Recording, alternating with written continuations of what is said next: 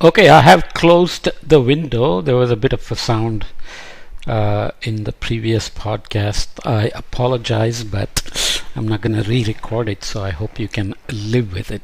Let's just continue the brief summary of the book on community resilience from Southeast Asia. Chapter 3, a survey of community-based adaptation in developing countries. Key messages from this chapter. Community-based climate change adaptation programs are now widely used in developing countries to address climate change impacts in vulnerable communities. Growth in academic and grey literature provides insight into the concepts, evolution, and barriers of CBA. Grey literature is basically reports and so on that are not peer-reviewed, haven't gone through the gates that we are used to in terms of journals, newspaper editorials, and so on. Case studies from the Philippines, Thailand, and Ethiopia illustrate the diversity of way international organizations are working, diversity of ways national and international organizations are working with local partners to implement community-based solutions in developing countries outside of South Asia. Lessons from literature review and case studies offer opportunities for the development and evolution of CBA beyond 2020. The book is from 2020, so I'm a few years behind, but doesn't matter. So types of CBA project activities, just as an example, these are from the literatures that were used. Capacity building and training, natural resource management, new agricultural techniques, awareness raising, infrastructure technology, targeting marginalized groups, planning or policy development, establish community groups, livelihood diversification, early warning systems, financial schemes. Kirby, Williams, and Huck suggest that aspirational goals of CBA to be inclusive, place-specific, and empowering to support adaptation needs of the most vulnerable are confronted with the following challenges. So you start with the holy aim of doing these things, goals, then they're called aspirational because you often cannot accomplish your goal of CBA because you have all these barriers. Inadequate understanding of heterogeneity, internal differences, and uneven distribution of power in communities. There are many examples of how even within a village, the caste system in India can end up benefiting one community and severely diminish the services to another community because the politician is from that community and he only cares about winning votes from that community and so on. Difficulty in achieving meaningful participation of the poorest and the most marginalized. Top-down perspectives embedded in the international scientific knowledge systems dominating local perspectives. Excessive focus on the local, downplaying important factors from outside the communities. Insufficient and uncertain financing, lack of distinction between CBA and other development initiatives. We've discussed this before, where you have the regular development initiatives which have budget allocation, etc. Adaptation can be seen as a burden and then they don't get attention. Inadequate integration of CBA into government policies and programs, sometimes due to corruption, political uncertainties, and lack of interagency coordination. Okay, deficiencies in the required technical expertise, funds, resources, and labor capacities to integrate CBA into government policies. Improper sensitivity to local cultures, inhibiting planned or autonomous adaptation. So adaptation, if it is seen as something that doesn't benefit development, then it can get put aside. But the fact is, climate disasters do cost not only lives but infrastructure, properties, etc., which have to be taken care of. So they do chew away budget, but yet the adaptation planning can suffer because it's not seen holistically with the development goals. Chapter 4, what motivates farm level adaptation in India? A systematic review. I'm not going to read all the details, but you should if you're interested in this review. A systematic review of determinants of farm level adaptation measures in India, lack of research with respect to climatic factors, perception and risk, attitude, behavior, and government policies. Although behavioral economics discourse has a lot to do with the human behavior, there is little research on this in the climate change adaptation research in India. We identify the gaps in adaptation research in India, so it provides a scope for scholarly communities to expand the domains of future research. So I will just show the tables a little bit, not completely.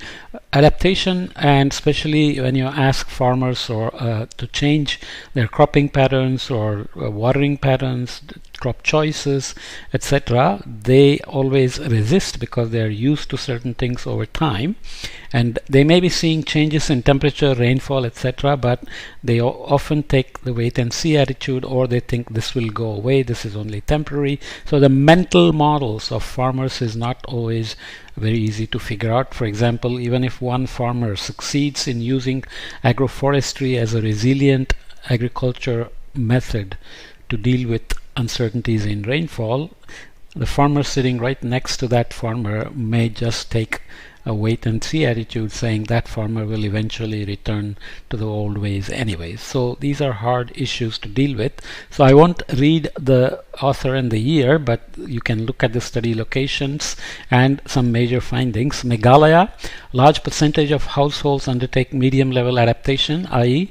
persistence of adaptation deficit. So you have some adaptation, but it's not enough. It's not complete. Major constraints: market price distortion, lack of technical know-how, communication and market shortage of inputs, communication and market, shortage of inputs, particularly quality seeds and non-availability of climate information. You get the idea. In Maharashtra, major findings are dissemination of agroclimatic information through mobile is cost effective, so that's a positive input from the agencies. Training and awareness campaign, technology know-how and interaction among farmers, civil society organizations, financial institutions and local government bodies are required for further scaling up. So adaptation scaling up is always an issue. Let's read three more. West Bengal, Telangana and Tamil Nadu. I will just read the major findings. Access to rainfall forecast information reduces the use of water for irrigation. Good thing. Farm pond could produce water footprint, in turn increase groundwater level and hence increase cropped area and productivity. You can see how the cascades of positive impacts happen. Climate information should be context specific and gender sensitive in Tamil Nadu, and integration of traditional knowledge with scientific information is essential. I closed the window to make it less windy, but now it's very hot in here. Climate adaptation, right? Social network, farmer to farmer interaction and agricultural extension services should be promoted for large scale dissemination of climate information. You get the idea. There are all these other states: Rajasthan, Arunachal Pradesh, Karnataka. So each state has region specific climate issues, service issues, adaptation, mental models, crops, choices, etc. Punjab and Telangana, Uttar Pradesh and so on. Coming to chapter 5, you should go back and read that nice review chapter if you want more details. A resilience framework for climate adaptation, the Shamnagar experience, which is from Bangladesh. Scenario analysis for resilience building delivers community-led, locally relevant program development and nature-based solutions, which I have discussed elsewhere. You know, tree-based cropping patterns, agroforestry, mangroves. There are many ways nature-based solutions are considered as nature-based. Concentration of multiple integrated interventions at the community level produces effective and efficient outcomes. Inclusive and collaborative community engagement produces a shared vision for pathways towards a sustainable future. So those are the maps showing Shamnagar in the Satkira district of southwestern Bengal. So you have the larger region here, and then this is Bangladesh, this is where the region is, and this is Shamnagar, Bzilla, and this is the Satkhira district. So this is the district map. This is the local Shamnagar map. Okay, 5 steps of the resilience analysis protocol. This is from the International Union of Conservation Network or Climate. You can find out what that is. I forgot. Okay. Looking backward, socio-ecological history in the present model, SES. Looking forward, scenarios. Looking inwards, strategies. And looking outwards, MFF funding priorities. Okay. Again, look up the acronyms. I'm just giving you a very brief run through. Part 2 of the book is on traditional knowledge and sustainable agriculture. So I'll just keep plowing through. Indigenous practices of paddy growers in Bhutan, a safety net against climate change. This chapter provides a community resilience story of rice growers in Bhutan. Traditional knowledge usage can provide a way forward for building and securing livelihood in the fight against climate change. The traditional knowledge needs to be streamlined into the common policy debate. So what's the idea? The idea is that farmers over a long time have developed empirical knowledge of how to respond to changes in weather and climate, and they have resiliency they have built up. So if you go in externally with your IPCC level knowledge and you say do this, do that, and not consult, not engage, not co-produce your community-based adaptation with the people who have local knowledge, practiced knowledge, then you may end up doing more harm than good. Okay, so constraints facing farmers in food production and asset creation. I won't read all the numbers, but just look at the variables. Irrigation constraint, unproductive land, labor shortage, high labor wages, crop damage by wild animals, crop damage by insects and diseases, which is a big part of warming and rainfall pattern changes. Droughts, excessive rains, so you have dryness, and rains that come in heavy spells, hailstorms and wind, which are a big problem for apple orchards, for example. Landslides, soil erosion, shortage of land, limited access to market, difficulty in getting machinery, availed credit, and so on. Okay, that's from Bhutan. Let's read one more before we close this podcast, or maybe 2 more. Autonomous adaptation of flooding by farmers in Pakistan. Key messages here. Farmers in Pakistan are very vulnerable to the impacts of natural hazards such as floods and droughts. It's a semi-arid region, but because of Northern Arabian Sea warming in the recent decades, there are more and more extreme events. 2010 flood was huge, and then the 2022 flood put the 2010 flood to shame. The entire country was underwater, so massive losses there. So they have droughts typically, and then when it rains it can be floods, so real disasters. Farm households in northern Pakistan are use autonomous adaptations to adjust to monsoon flooding. Farm households' vulnerability, their knowledge of adaptation options and expected benefits, and prior experience with adaptation motivate the uptake of adaptation. So they are doing it based on practiced knowledge and experience. Flood damages and their monetary values again affected households, but damages for crops, farm housing infrastructure, livestock, local business. You can see the numbers here, and they are not systematically distributed among them, but you can see that some will have much larger impact than others. Basic services disruption and restoration time, so affected households and restoration time in months for water supply, electricity, transport infrastructure, and health services. Adaptation, remember we talked about protecting critical infrastructure and public services. So these are public services, and restoration time is part of the resilience building, where after perturbation you recover as fast as possible. Maybe one more. Chapter 8, Resilience to Climate Stresses in South India. Maybe this is a longer, no, it's okay, we'll finish this. Resilience to climate stresses in South India, conservation responses and exploitative reactions.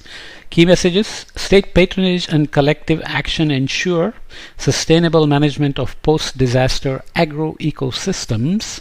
State participation is limited in the case of long-term climate change effects like water scarcity, as opposed to the case of climate extremes like floods, which means short-term high-impact events are treated as disasters and disaster management problems, whereas chronic changes on longer timescales are not noticed. Okay, absence of state presence and collective action leads to resource depleting practices which are socially, ecologically, and financially undesirable. Okay, so state is needed to monitor these things. Farmers' reactions to water scarcity. Here you are talking about groundwater decline leading to water scarcity. So you are going from common sources of domestic and irrigation water being public sources. There are also private open wells. So they obviously open wells are part of the groundwater system. So availing credit can go in two branches. Farmers' reactions, in this case digging a new bore well, availing credit to deepening the borewell if the mining continues to deepen the groundwater, and then borewell dries up, farmer goes into distress, indebtedness happens, and domestic and social issues like farmer suicides happen. On this side, availing credit, farmers' reaction in the second branch is deepening existing open well. Open well dries up, so you again avail credit and start digging new bore wells maybe, or you go here and then start pumping to dried up open wells and pumping water to field. So you are using bore wells to go in this direction, but eventually you're again back to bore wells drying up and so on and so forth. Okay, so let's leave this here and come back and look at some more issues or insights from community resilience in South Asia, Southeast Asia. Okay.